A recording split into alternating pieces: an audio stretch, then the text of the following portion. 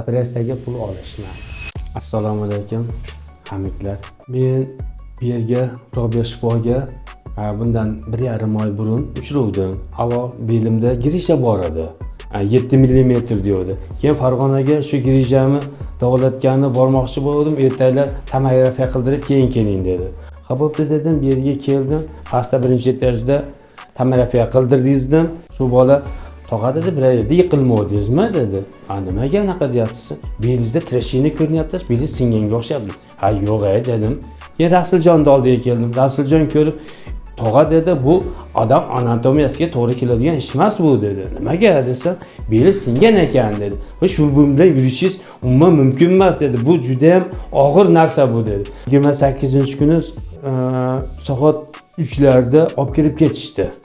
U mahalga doğru endi o'zim bilaman, ishonsalaring to'g'ri yo'ldan yiqilib tushaman-da. Oyoq ko'tarilmaydi. Hozir mana qarang, mana Xudoga shukr, mana yurishlarim, mana u deganda endi o'zim bilaman. U hozir mana Xudoga shukr, shu bolalarda mana tamarbachi bo'laman, Rasuljonlarda ilohim qo'li dard ko'rmasin. O'zi endi yana siz yordam berishdi menga. Menga bular 2-3 kunligimni to'lovsiz qaralashdi. To'g'risida endi borga qaytish kerak-da. U Xudoyim ko'rib turibdi-da. Keyin bu yoqni aytadigan bo'lsak, operatsiyaga pul olishmadi. Xudoga shukr, pullari yengil ekan. Mana 28-kuni soat 6-7larda chiqibman. Chiqib, shu yerda bir hafta olib yotishdi, bir hafta qaralashdi.